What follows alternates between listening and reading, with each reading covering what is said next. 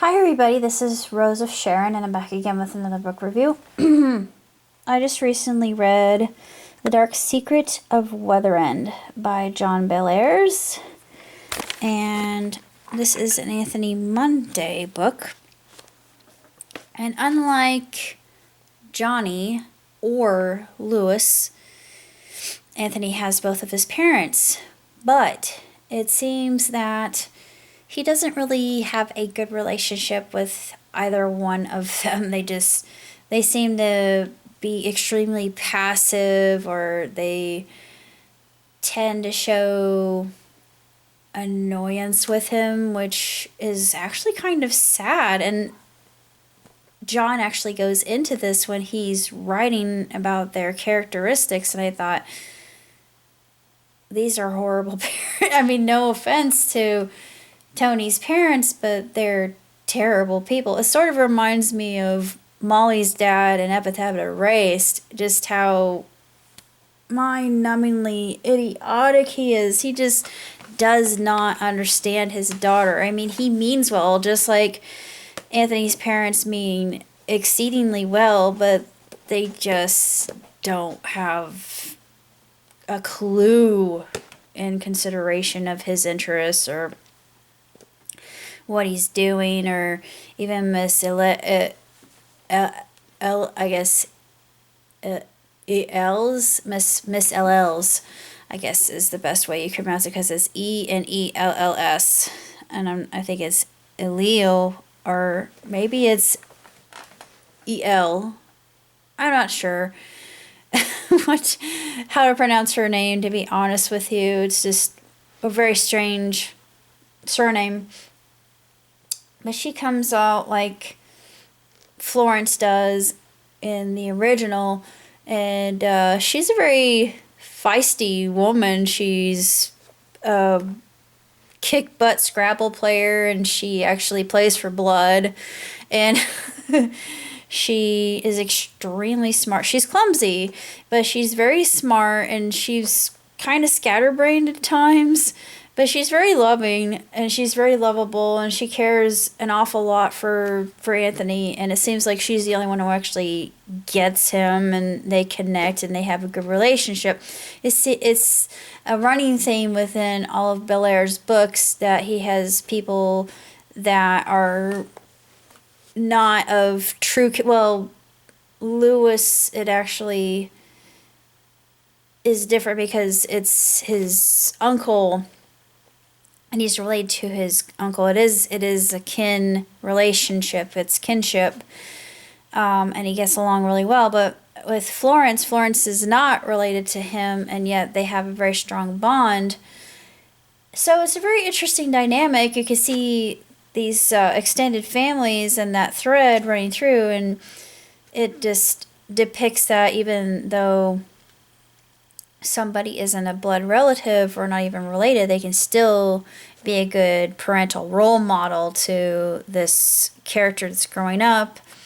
And I've almost read all the books, so I'm, like I said in my previous review, I'm working on Sleuth Inc., and the subtitle of Sleuth Inc. is as follows: Solving Mysteries, Ghost Hunting, and Explaining the Unknown. I like this subtitle. It works so well. And I have Lewis, Rose, Johnny, Byron, or Fergie, and Anthony. And of course I add some characters that are not Mary Sue's. So hopefully the fandom won't become angry, because the obvious thing is here I have Lewis and Rosemary, and they're going to have twins. Jonathan and Florence are still alive. Johnny Dixon, he's married, and he marries an Occidental woman, or a Chinese lady named Mai. Then I have Fergie. Fergie is the only one who really isn't married, so I wanted a character who wasn't, just, because And then I have Anthony married to a black woman named Cassandra. And Cassandra's a psychic. So it's nice to have that little mix. I wanted to have a little bit of a melting pot because I like doing that with my stories. And I thought it would be cool to have a psychic character just because it's an investigation. They're private investigators. They go on ghost hunts. They solve mysteries, and it's like modern day Mystery Inc. for today's audience. And I think I like my characters. I'm gonna flesh out drawings of Mai and Cassandra. So it'll be fun to do because I'm kind of picturing how they would look in my mind's eye, and I like how they look. They're gonna be really spiffy looking characters when I finish them. I just have a going idea of what they're going to look like right now. But the Anthony Monday series is the shortest of the series, and there are only 4 books that are in it. Dark Secret of Weatherend is actually the the Lamp from the Warlock's Tomb. That is the one that I was really concerned about. That was another one I couldn't find. So that's Anthony Monday. I did not know that. I learned something. So Dark Secret of Weatherend is the second book in the series. The Lamp from the Warlock's Tomb, I'm not sure. Treasure of Alpheus Winterborn, I don't have that one. I have the 4th and final book.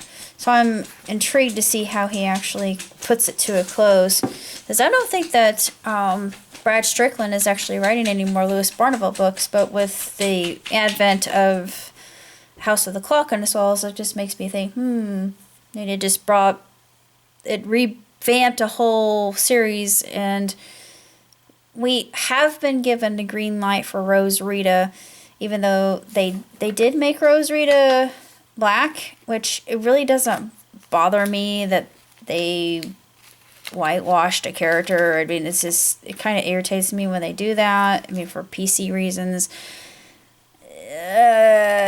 Yeah. But I'm not racist, don't get me wrong. It doesn't really irk me. I wish they would stick to source material because she's not black in the books. I'm just saying, don't hurt me, please. Don't hurt me.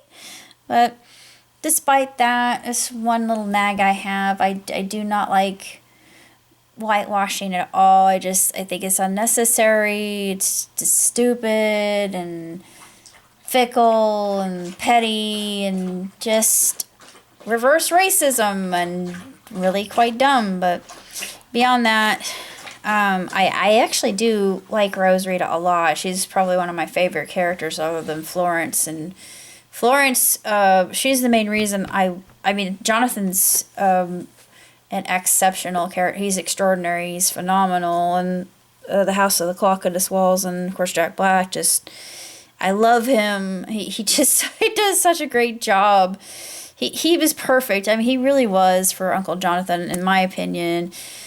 And Florence, I fell in love with her. I adore Florence. She's just such a strong feminine character. And she stands up for herself. She's independent, but she's also very caring, and she gives of herself. She's a lot like these other female characters that it's, I think, actually quite progressive.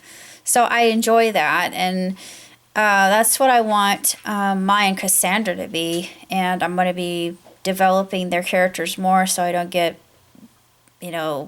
boxed into a lot of readers saying, oh, you're developing Mary Sue's, which, I did in the past. I did get in trouble. I will admit, I did develop a semi-Mary Sue, Lupin the Fourth. Yeah, please don't hurt me. Actually, he's an OC that's really not a Mary Sue, but I I developed his character as a sibling to Arsène Lupin III, and then I have Dominique Lautrec fall in love with him, marry him, and etc. But there's some people that were just accusing me, you made him marry Sue, and got all mad at me, but I didn't. He's not, and neither is Dominique. But anyways, that was a long time ago. I'm still very attached to Dominique. She's probably one of my favorite original characters I created. Fan character nonetheless, but she's just badass. I'm sorry, but she's just amazing.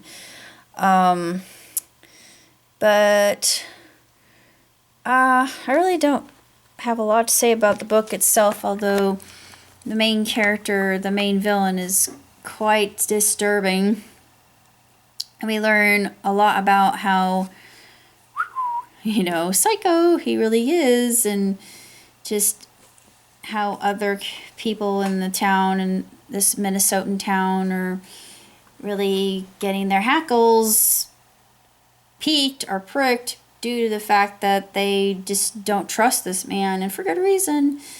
He's completely off his rocker. But other than that, I can't say too much about the Dark Secret of Weatherend.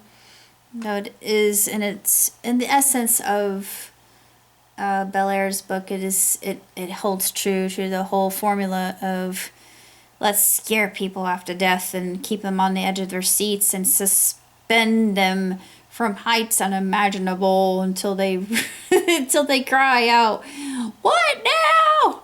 Please don't kill our favorite characters," or it'll be just pointless to have more books based on them. But it's not that perilous, but still you really get that sense of, oh Lord, this is quite the not the conundrum, because that means mystery. This is quite the predicament for our hero. But I really like the librarian, because I'm just going to say the librarian because I can't really pronounce her last name, but she was a very enjoyable character. I really enjoyed her. She was really fiery and feisty and very